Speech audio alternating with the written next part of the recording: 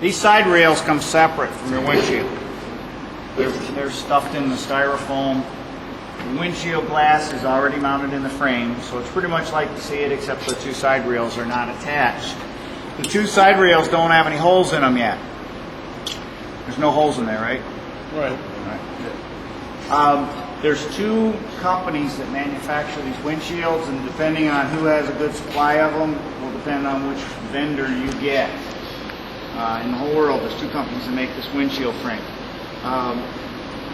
One of those companies will have a couple of little 1/4-inch holes in it. Remember, this windshield was designed for some little sports car in the 60s. It wasn't made for Factory 5's Cobra replica. So they've made what is a readily available aftermarket component fit their kit. So any holes that are in there, if there's any holes, have nothing to do with this car. All right? So how did I come up with these two holes? Well, I got to assemble this windshield frame, put it into the car. The frame has two 3/4-inch holes in it. I trace them onto the chrome, take the windshield back out, and drill two 1/2-inch holes in the center of my 3/4-inch outline. Now the difference in hole sizes allows me to do what? Adjust the rake of the windshield. All right?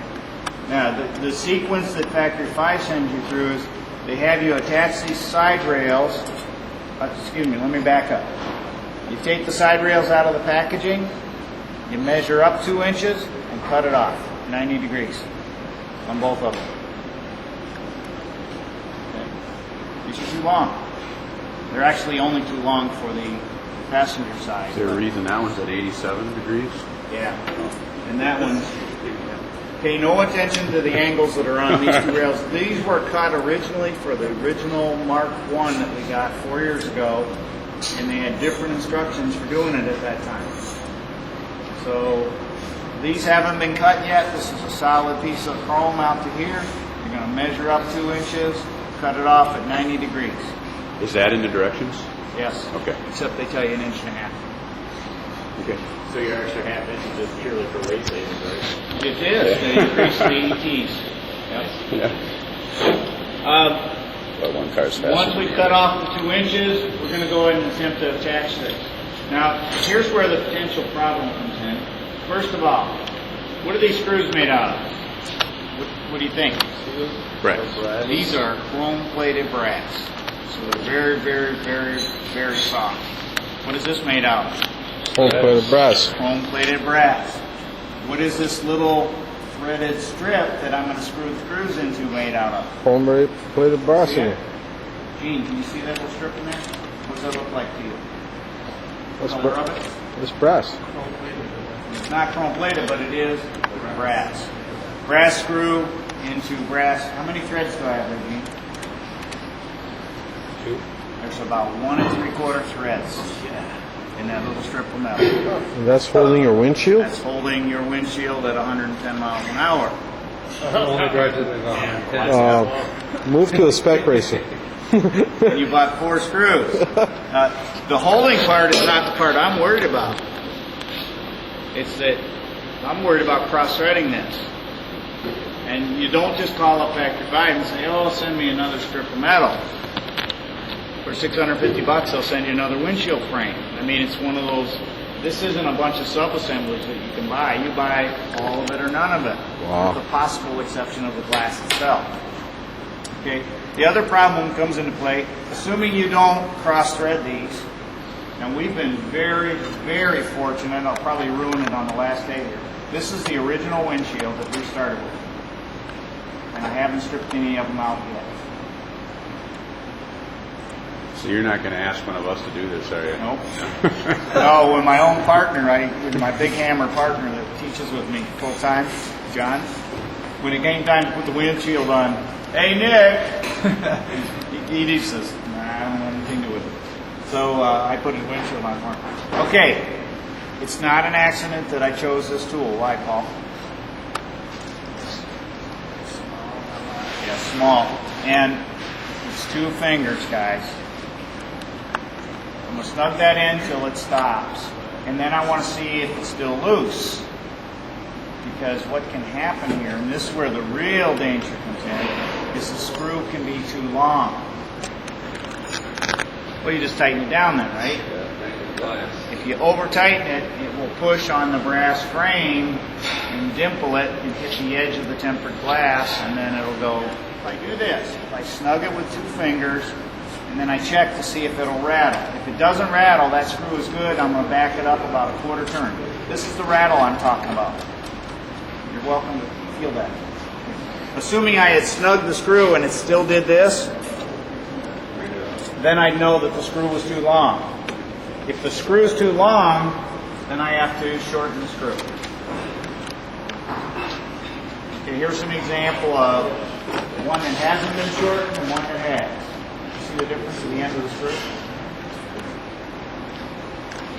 Fun to grind off, I'll bet. Actually, it's really easy, depending on what tools you Suppose use. if you got the Phillips on. All I did was, I dusted that off with a sander. I actually held it in the screw driver like this, and took one of these with a sanding pad on it and just went zing, zing, zing, dusted off about a half a thread, and I'm good to go. Some assembly required. Okay, so you got a personally fit screw. You snug that one, doesn't rattle, I loosen it back up. It rattles, I go on to the next one. So what's the danger of putting a piece of acrylic in? Nothing. Well, It's not safety glass. It'll scratch. I don't know any downside to it really, other than the maintenance. acrylic probably use polycarbonate. Yeah, whatever. I don't know what the exact material was. But Oh, you tighten them back again, right? yeah, I'm tightening all 4 of them. Okay, now here's where I'm going to again deviate from the instruction manual, and you can make your own decision on how you want to approach it.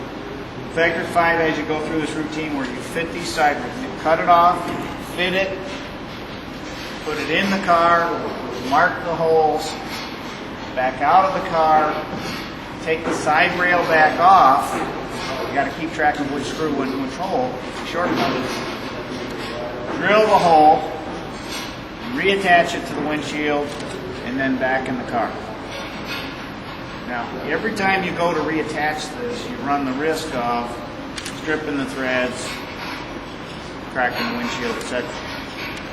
The reason they want you to take this off to drill it is what? You might be. So you don't strip that out or break glass. Somebody attempts to run a 1/2-inch twist drill through soft brass.